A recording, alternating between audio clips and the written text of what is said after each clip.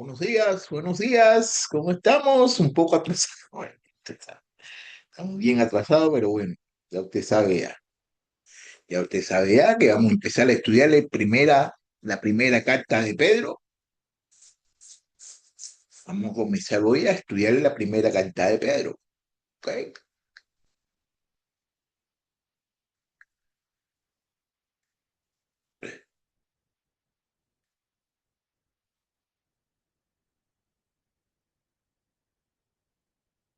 El autor de la primera carta de Pedro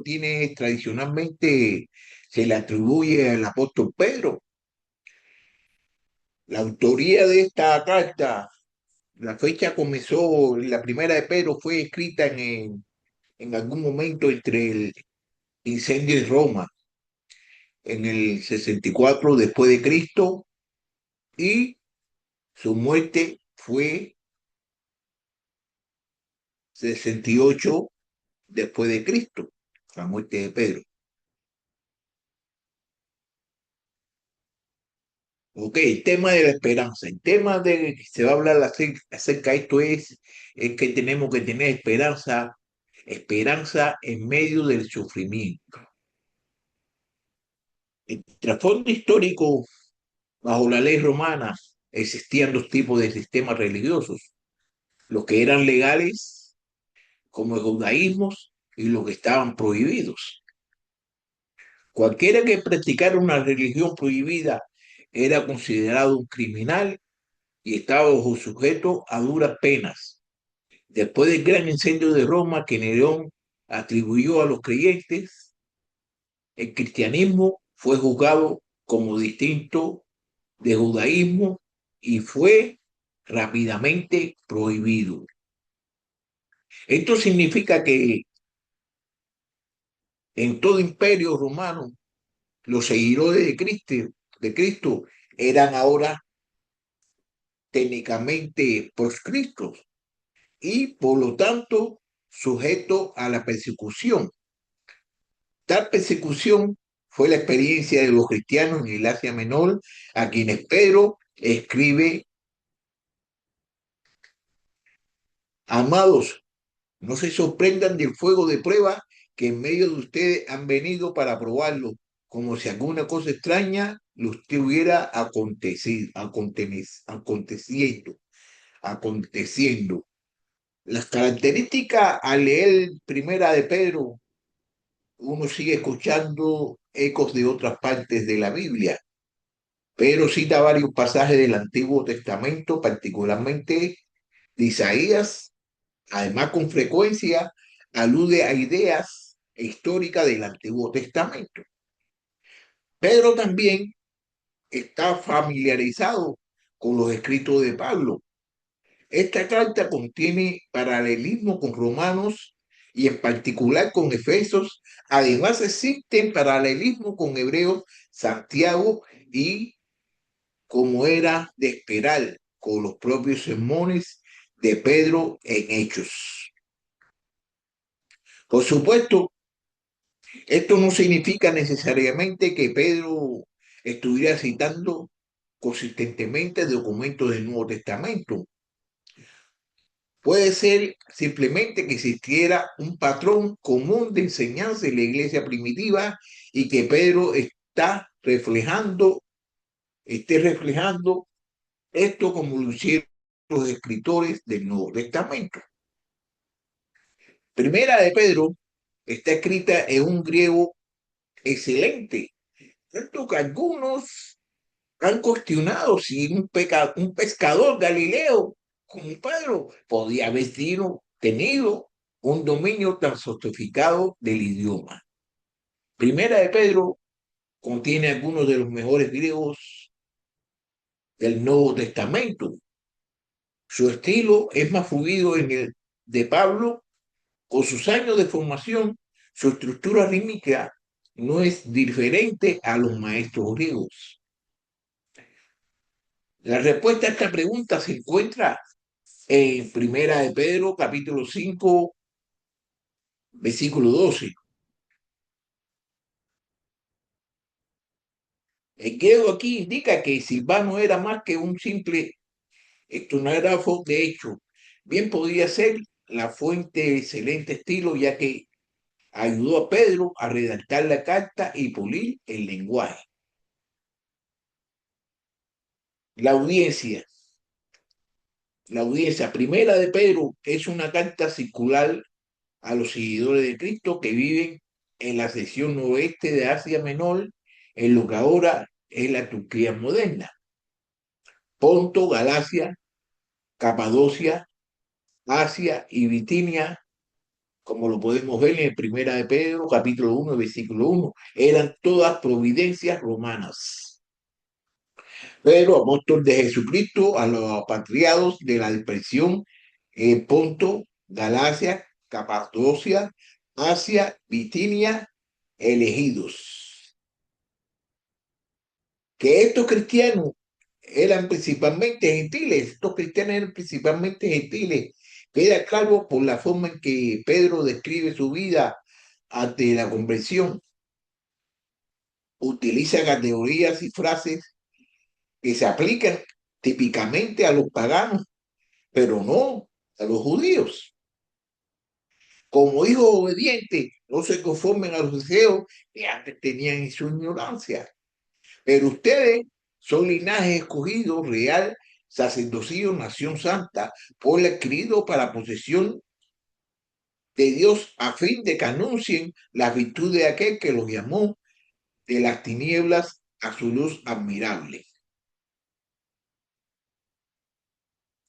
Ustedes en otro tiempo no eran pueblo, pero ahora son el pueblo de Dios. No habían recibido misericordia, pero ahora han recibido misericordia. Porque el tiempo ya pasado les es suficiente para haber hecho lo que habrá a los gentiles, habiendo andado en sensualidades, lujurias, borracheras, orgías, embriagueces y abandonables idolatrías.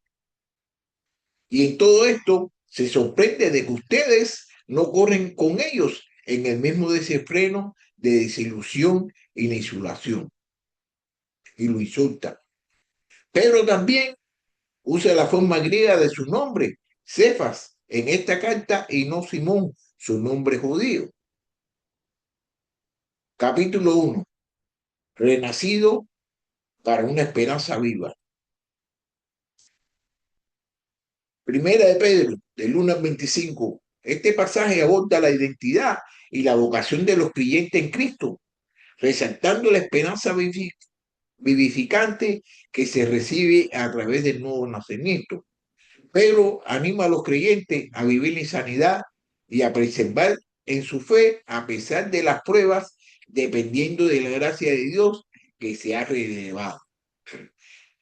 Esta clase que vamos a estudiar puede ayudarnos a nosotros a reconocer la identidad en Cristo como hijo de Dios, animándonos a vivir de manera santa en el mundo desafiante. Podría ofrecer también consuelo en tiempos difíciles, a a recordarnos la esperanza vivida en la salvación y el futuro eterno que nos espera.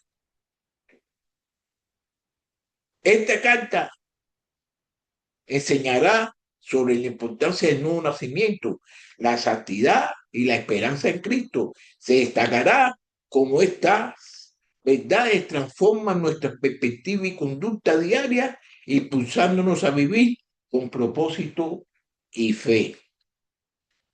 Cristo es el fundamento de nuestra esperanza viva, ya que a través de su muerte y resurrección somos renacidos. Este pasaje refleja como todas las promesas de Dios se cumplen en Cristo, quien se convierte en mediador de nuestra herencia incorruptible. El saludo en los versículos 1 y 2 identifica al escritor como Pedro, un apóstol enviado con una comisión. No reclama ningún otro título para sí mismo, ni aquí, ni en el versículo 5 capítulo 1, capítulo 5, versículo 1.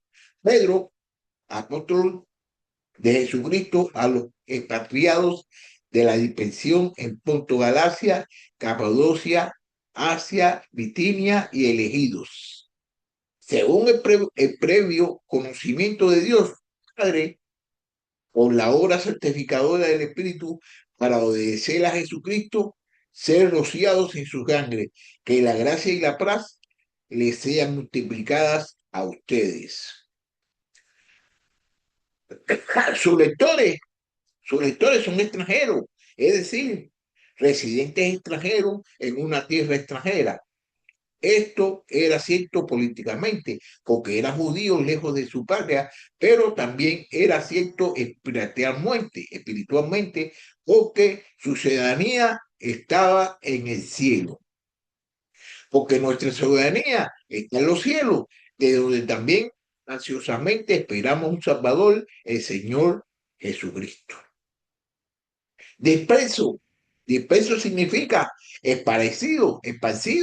Como un agricultor esparce la semilla, los creyentes son las semillas de Dios. Él las planta donde quiere. Y el campo es el mundo. Y las buenas semillas son los hijos del reino. Y las cizañas son los hijos del maligno. A veces usa la persecución para esparciar la semilla. Y Saulo estaba de completo acuerdo con ellos en su muerte. En aquel día se desató una gran persecución en contra de la iglesia de Jerusalén y todos fueron esparcidos por las regiones de Judea, Samaria, excepto los apóstoles. Ahora bien, los que habían sido esparcidos a causa de la persecución que sobrevino después de la muerte de Esteban, llegaron hasta Financia, Chipre y Antioquia, no hablando la palabra a nadie, sino solo a los judíos. El versículo 2 describe el plan de salvación. Somos elegidos por el Padre, apartados para la fe, por el Espíritu y limpiados por la sangre de Cristo. El Padre te eligió en Cristo antes de la fundación del mundo.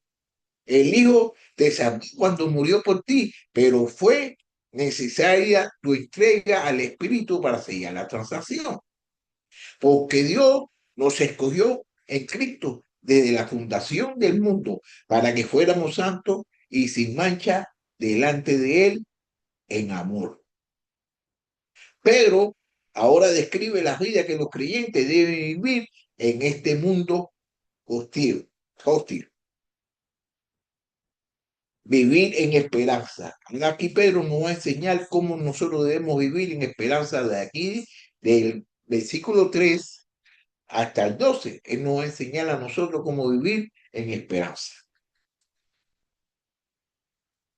Versículo 3. Bendito sea el Dios y Padre de nuestro Señor Jesucristo, quien según su gran misericordia nos ha hecho nacer de nuevo a una esperanza viva mediante la resurrección de Jesucristo de entre los muertos, para obtener una herencia incorruptible, inmaculada y que no se marchitará, reservada en los cielos para ustedes.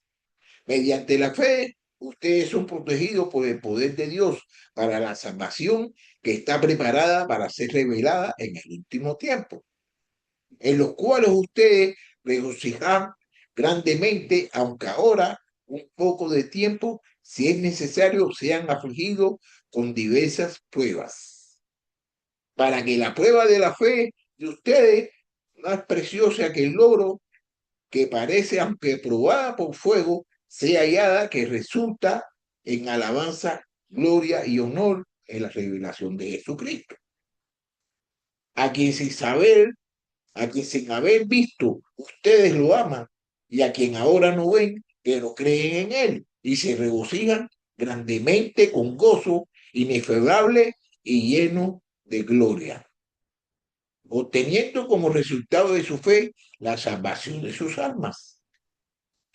Acerca de esta salvación, los profetas que profetizaron de la gracia que vendría a ustedes diligentemente inquirieron y averiguaron, procurando saber qué personas o tiempos indicaba el Espíritu de Cristo dentro de ellos, a predecir los sufrimientos de Cristo y la gloria que seguirían.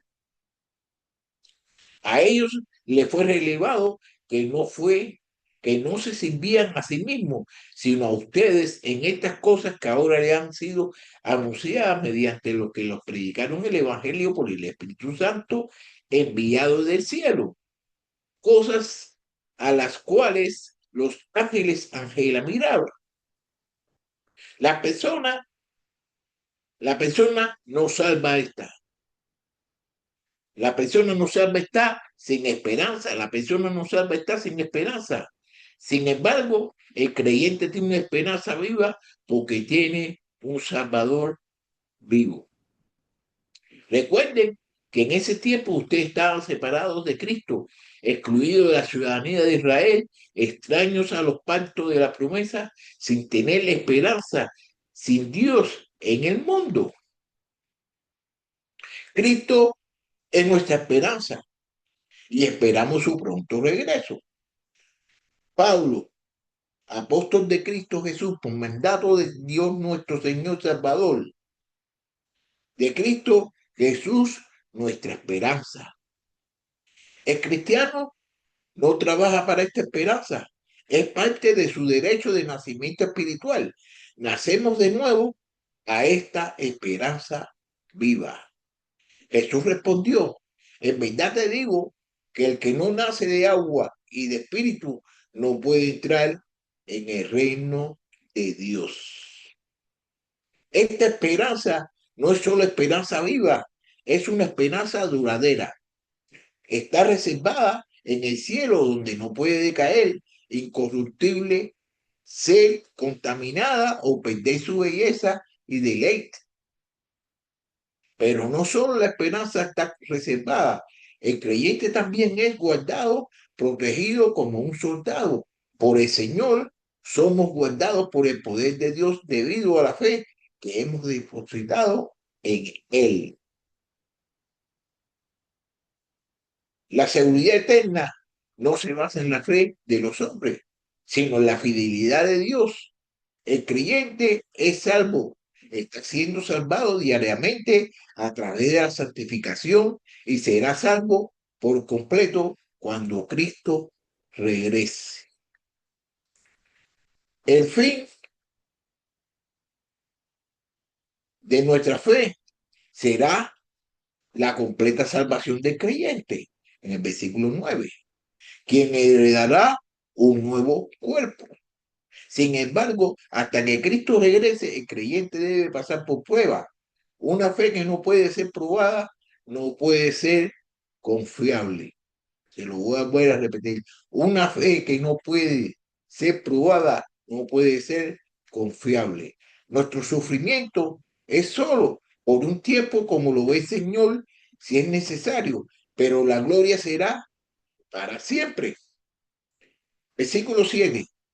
Comparará la prueba de nuestra fe o la prueba del loro. La palabra prueba significa aprobación. La comparación es la del buscador que trae mineral para ser probado. El ensayador le da un certificado que le indica que el mineral contiene oro. El certificado es la aprobación del mineral y este documento vale mucho más que la pequeña muestra de mineral que se aprobó. De la misma manera, nuestra fe es probada. Una muestra a la vez a la aprobación de nuestra fe significa que hay más riqueza por venir. El sufrimiento que soportamos aquí resultará en más gloria cuando Cristo venga. Sabiendo esto, lo amamos más. En los versículos del día 12, Pedro nos recuerda que los profetas del Antiguo Testamento hablaron de esta salvación que disfrutamos. Sin embargo, no entendieron completamente el tiempo a las circunstancias en las que aparecería. Vieron la cruz y el reino, pero no anticiparon el valle intermedio. Era presente la iglesia. vivir en la santidad. Vivir en la santidad. Tenemos que vivir en la santidad. Aquí no, el hermano Pedro, aquí en el versículo de 13 al 21, nos va a explicar cómo nosotros podemos vivir en santidad. Por tanto, prepare su entendimiento para la acción. Sean sobrios en espíritu y ponga su esperanza completamente en la gracia que se les traerá en la revelación de Jesucristo. Como hijos obedientes, no se conformen a los deseos que antes tenían en su ignorancia, sino que así como aquel que los llamó es santo, así también sean ustedes santos en toda su manera de vivir. Porque Cristo está, sean santos porque yo soy santo. Y si invocaran como Padre a que aquel que imparcialmente juzga según la obra de cada uno, conduzcanse con temor durante el tiempo de su peregrinación. Ustedes saben que no fueron redimidos de su vana manera de vivir heredada de sus padres con cosas perecedoras como oro o plata, sino con sangre preciosa como de un cordero sin tacha y sin mancha, la sangre de Cristo, que Él estaba preparado desde antes de la fundación del mundo, pero se ha manifestado en estos últimos tiempos por amor a ustedes. Por medio de Él son creyentes en Dios, que los resultados de entre los muertos le dio gloria, de manera que la fe y esperanza de ustedes sean en Dios. La bienaventurada esperanza debería hacernos vivir vida santa. Mire, cuán gran amor nos ha tocado el Padre que seamos llamados hijos de Dios. Y eso somos. Por esto el mundo no nos conoce porque no lo conoció a Él. Amados, ahora somos hijos de Dios. Aún no se ha manifestado lo que habremos de ser. Pero sabemos que cuando Cristo se manifieste, seremos semejantes a Él porque lo veremos como Él es. Y todo el que tiene esta esperanza puesta en Él, se purifica a sí mismo como Él es puro. Debemos recoger, debemos recoger nuestros pensamientos y no dejarlos volar sueltos. No podemos dejarlos volar sueltos. De esta manera lo comerán, ceñidas sus cinturas, las sandalias en sus pies y el callado en sus manos. Lo comerán apresuradamente en la Pascua del Señor. Otro motivo para vivir separados es el mandamiento de la palabra. Porque yo soy el Señor, su Dios. Por tanto, conságrense y sean santos, porque yo soy santo. No se contamine, pues con ningún animal que se arrastra sobre la tierra. Habla a todas las congregaciones de los israelitas y diles, santos serán, porque yo, el Señor su Dios, soy santo. Santifíquense, pues o sean santos, porque yo soy el Señor, su Dios. Santo, la palabra santo no significa perfección sin pecado, lo cual es una condición imposible en esta vida de todos modos. Si decimos que no tenemos pecado, nos engañamos a nosotros mismos y la verdad no está en nosotros. Si confesamos nuestros pecados, Él es fiel y justo para perdonarnos los pecados y para limpiarnos de toda maldad. Si decimos que no hemos pecado, lo hacemos a Él, un mentiroso, y sus palabras no está en nosotros. Significa apartado, separado para Dios. Si somos hijos de Dios, entonces debemos ser como nuestros padres. Si somos hijos de Dios, debemos ser como nuestros padres, porque como nosotros nos gusta imitar a nuestros padres, todos nosotros debemos imitar a Dios. Un tercer motivo para la vida santa es el juicio de Dios. que está en el versículo 17. Dios disciplina a sus hijos hoy y prueba sus obras en el tribunal de Cristo. Así que yo, hermanos, no puedo hablarles como a espirituales, sino como a carnales, como a niños en Cristo. Él no tiene favoritos, sino que trata a todos sus hijos por igual. Dios no tiene favoritos, Él trata a todos sus hijos por igual. Los versículos de Primera de Pedro, capítulo 1, de 18 a 21, dan un cuarto motivo para la vida dedicada, el precio que Cristo pagó en la cruz. Tenemos que tener una vida dedicada. ¿Por qué? El precio que Cristo pagó en la cruz. Antes de ser salvo, nuestras vidas estaban vacías, sin sentido, pero ahora están llenas y felices. ¿A través de quién? A través de Él, a través de Jesucristo. Nuestra salvación no fue comprada con dinero. Tomó la sangre de Jesucristo, el Cordero de Dios, sin mancha. El día siguiente, Juan vio a Jesús que venía hacia él y dijo, ahí está el Cordero de Dios que quita el pecado del mundo. Su muerte fue planeada por Dios siglos antes de que naciéramos. Sin embargo, Dios en su gracia nos incluyó en ese plan. Cuán agradecidos debemos estar y qué mejor manera hay para nosotros de mostrar nuestra gratitud que entregarle todo a Él.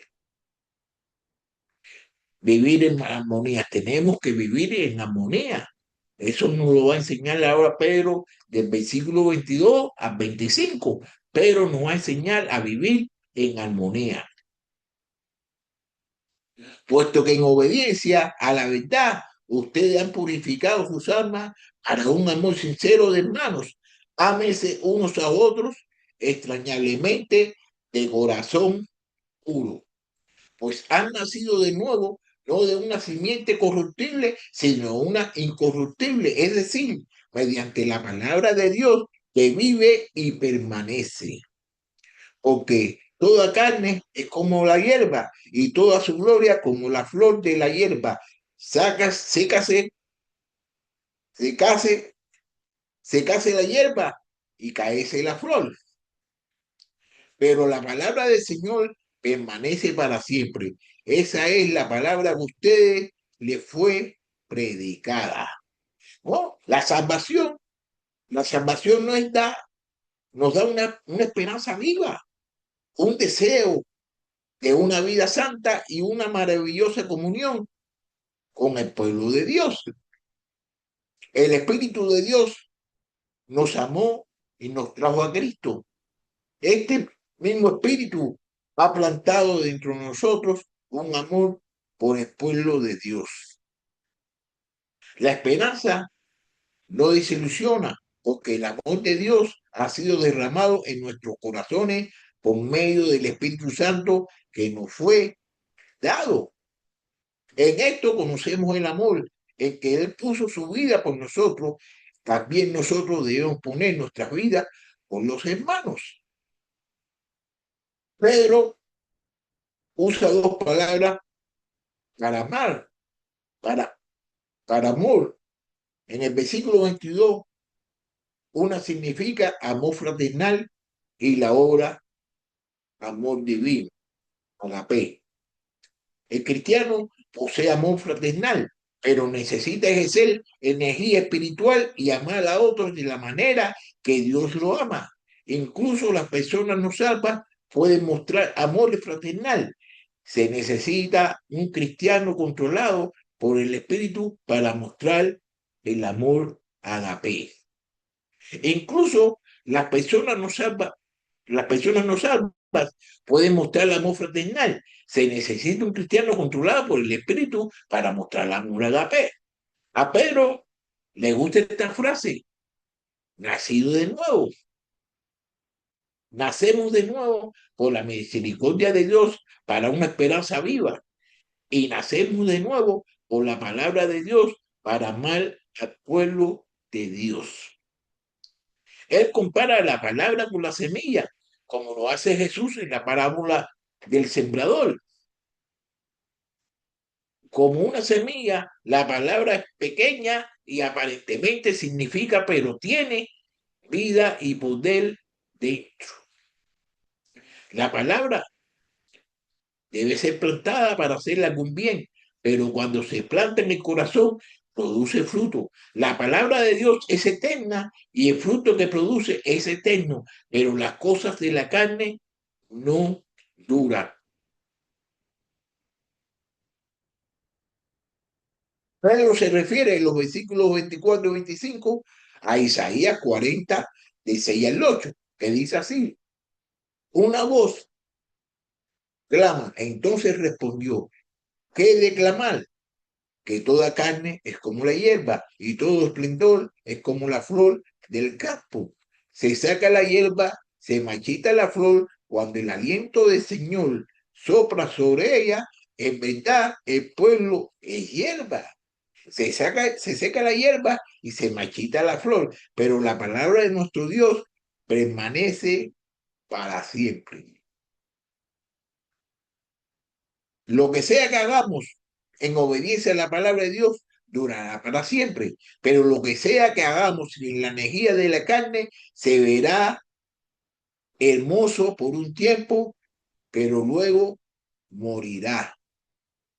La armonía cristiana es una bendición para el Señor. La iglesia y los creyentes mismos, si cada creyente está obedeciendo la palabra y practicando el amor, habrá armonía. Se lo voy a volver a repetir, que con esto ya vamos a terminar esta primera carta del libro de Pedro. La armonía cristiana es una bendición para el Señor. La iglesia y los creyentes mismos, si cada creyente está obedeciendo la palabra y practicando el amor, habrá armonía. Armonía y paz es todo lo que se necesita verdaderamente para nosotros poder continuar haciendo la obra de Dios. Bueno, entonces ahí voy a terminar aquí esta primera carta del libro de Pedro, y entonces ahí nos vamos a ver el miércoles, nos vamos a ver que vamos a seguir estudiando